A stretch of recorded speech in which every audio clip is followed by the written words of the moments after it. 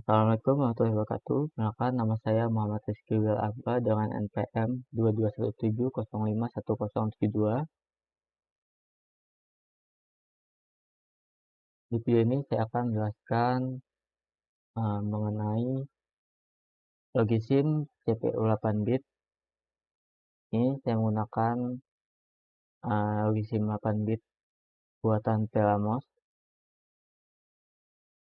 Untuk komponen CPU tersebut, ini terdapat control unit, program frontal, ROM, RAM, disk, video PCY, video LED, keyboard, control bus, decoder, instruction, register, dan ALU.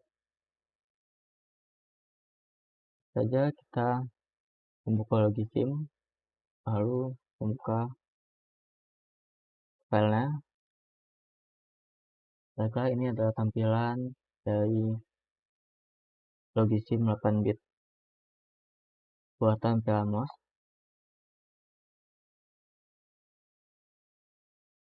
Langsung saja di sini kita jalankan programnya.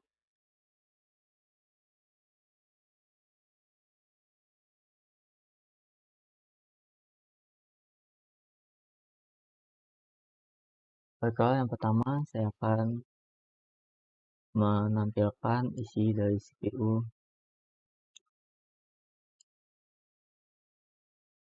Berikut adalah komponen yang terdapat di dalam CPU-nya, yaitu keyboard console, bus, RAM, ROM, RAM control, video console, console unit, dan I/O.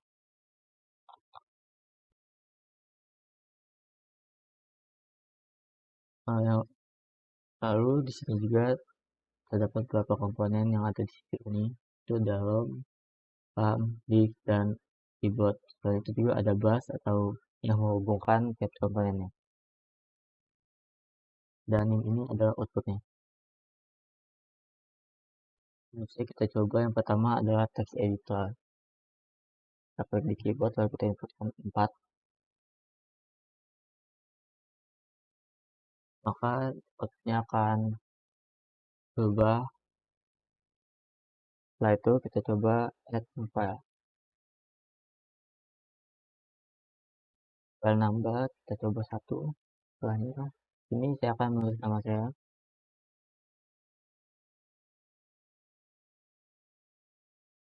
Jika kalian perhatikan di bagian sini, dia akan muncul satu persatu,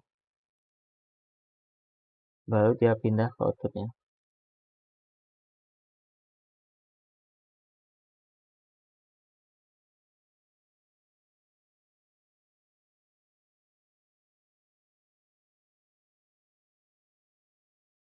Selanjutnya kita reset terlebih dahulu.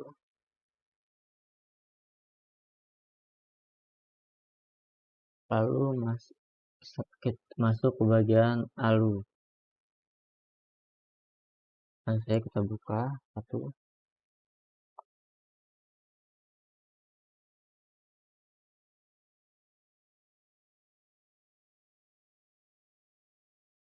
Sini akan terbuka programnya ALU dan terdapat beberapa implemented operation yang sudah tersedia, yaitu AND, OR, XOR, NOR, ADD, dan SUB.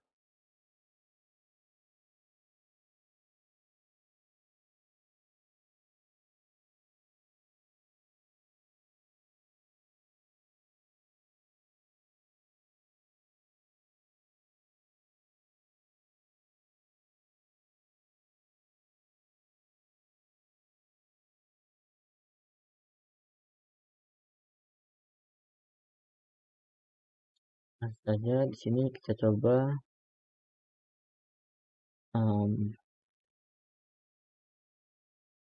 kita akan menginputkan dua bilangan. Di sini saya akan menggunakan bilangan 25 dan 10. Lalu enter.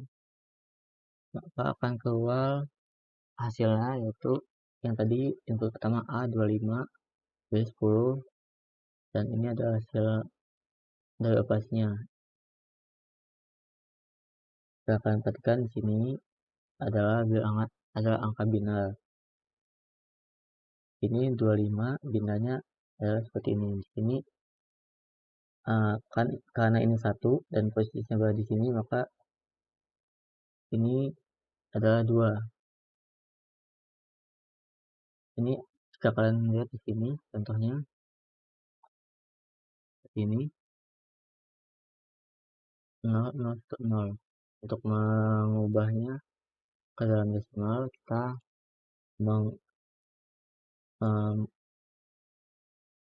mengalihkannya. Ini rumusnya adalah dari yang paling kanan 2/0, 2/1, 2/2, dan 2/3. Dan hasilnya adalah 1, 2, 4, dan 8. Sini jika 0 berarti dia tetap 0. Namun jika dia di sini 1, maka dia akan berubah sesuai dengan ini. Di sini ada 2. Maka di sini hasilnya adalah 0 tambah 0 tambah 0 tambah 0 tambah 2 0 dengan 2. Begitu juga dengan yang ini 5 0 1 dan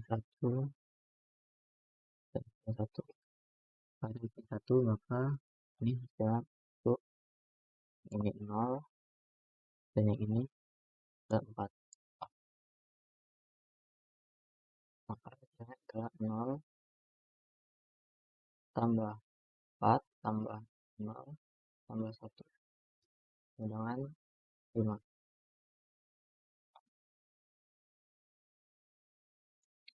Selanjutnya jika kalian perhatikan di sini untuk operasinya, untuk operasi n jika 0 bertemu 0 maka hasilnya ada 0 dan 1 0 hasilnya 0, 0 dan 1 hasilnya 0. Juga yang ini 0 dan 0 hasilnya 0, 0 hasilnya 0, 0 dan 0 hasilnya 0, 1 dan 0 hasilnya 0. Maka n hasilnya adalah 0. Selanjutnya yang awal 0 dan 0 hasilnya 0, 0 dan 0 hasilnya 0, 1 dan 0 hasilnya 1, 0 dan 1 hasilnya 1, 0, 0 hasilnya 0, 1, 1 hasilnya 1, 0, 0 hasilnya 0, dan 1, 1 hasilnya 1. Di sini hasilnya 35, karena di sini adalah 1 ditambah 2 hasilnya 3, dan 1 tambah 5 hasilnya 5. Maka hasil operasi O ada 35. Dan begitu juga yang selanjutnya.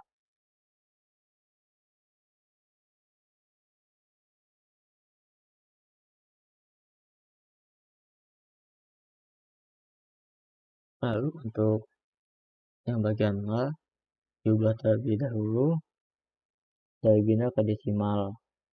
Kemudian ubah lagi dari desimal ke hexadesimal yang akan menghasilkan CA. Ini sesuai dengan tabel ASCII.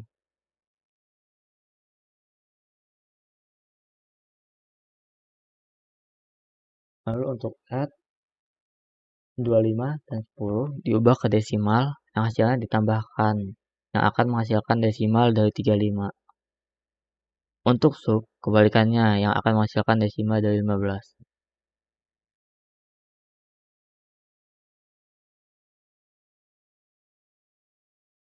Selanjutnya saya akan menjelaskan beberapa komponennya.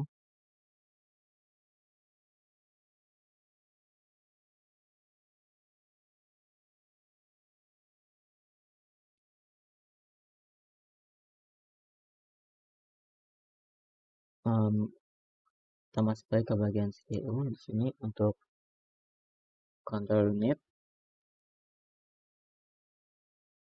akan mengirimkan instruksi ke RAM sebagai tempat penyimpanan sementara inputan akan diterjemahkan ke dalam bahasa mesin. Lalu CPU kembali dan akan ke ROM. Selanjutnya pada ROM akan dibaca dan disimpan dalam waktu yang agak lama. Di ROM terjadi proses input-output yang berulang seperti yang ditampilkan di layar.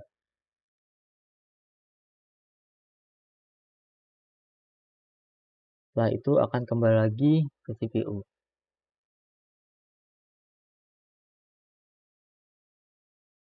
Dan berikutnya pada bagian disk akan terjadi proses untuk menentukan letak data yang diterima lalu kembali lagi ke CPU.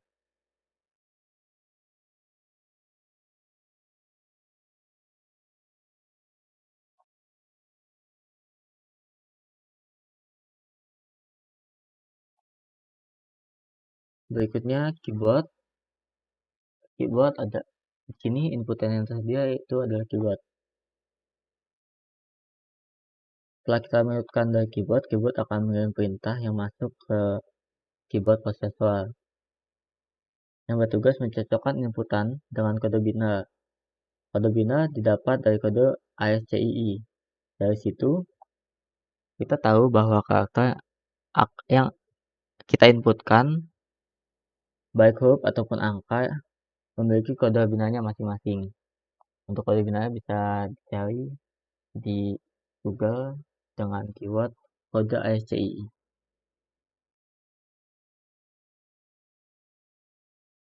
Lalu kode prosesor akan mengirimkan sinyal kepada RAM dan keyboard controller melalui bus. Bus yang ini adalah bus yaitu yang menghubungkan setiap komponen-komponen dalam CPU.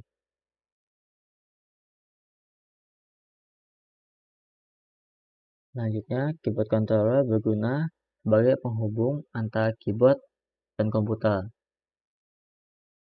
yang memiliki fungsi untuk menginformasikan ketika tombol ditekan ataupun dilepaskan. Berikutnya, interrupt controller, yaitu untuk memfokuskan perintah sehingga mementingkan perintah yang lain, lalu sinyal akan masuk ke dalam CPU. Jadi, pada bagian ini,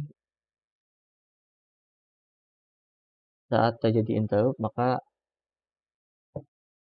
perintah akan berubah dan mementingkan perintah yang harus dilakukan terlebih dahulu. Setelah itu, perintah atau sinyal perintah akan masuk ke dalam CPU. Pada CPU terdapat 3 bagian, yaitu control unit, ALU, dan register. Yang pertama, di dalam control unit bertugas untuk mengatur segala apapun dalam prosesor. Apabila instruksi merupakan perhitungan logika atau matematika, maka akan lanjut ke ALU, yang hasilnya akan ditampung oleh akumulator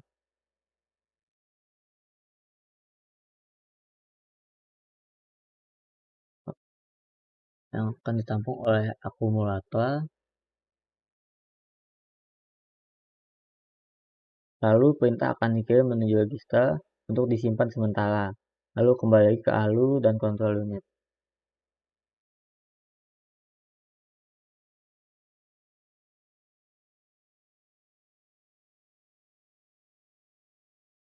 Setelah itu akan kembali ke ROM BIOS dan masuk ke RAM, yaitu tempat penyimpanan sementara. Jadi perbedaan RAM dan ROM yaitu ROM adalah penyimpanan yang bersifat permanen, sedangkan RAM adalah penyimpanan yang bersifat sementara. Misalkan saat kita menjalankan sebuah aplikasi, maka file-file yang dibutuhkan untuk menjalankan aplikasi tersebut akan dipindahkan sementara dari ROM ke dalam RAM agar proses perpindahan data menjadi lebih cepat. Setelah itu, jika aplikasi yang dikeluarkan, maka data-data yang tadi tersimpan di dalam RAM akan dikembalikan lagi ke dalam ROM dan menimpa data yang sekarang.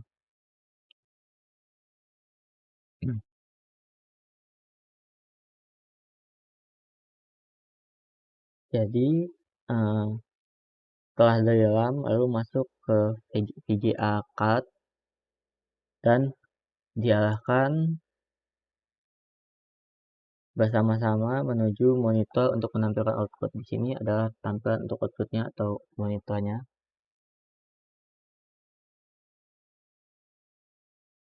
Uh, Berikut penjelasan mengenai CPU 8 bit lagi SIM dari saya.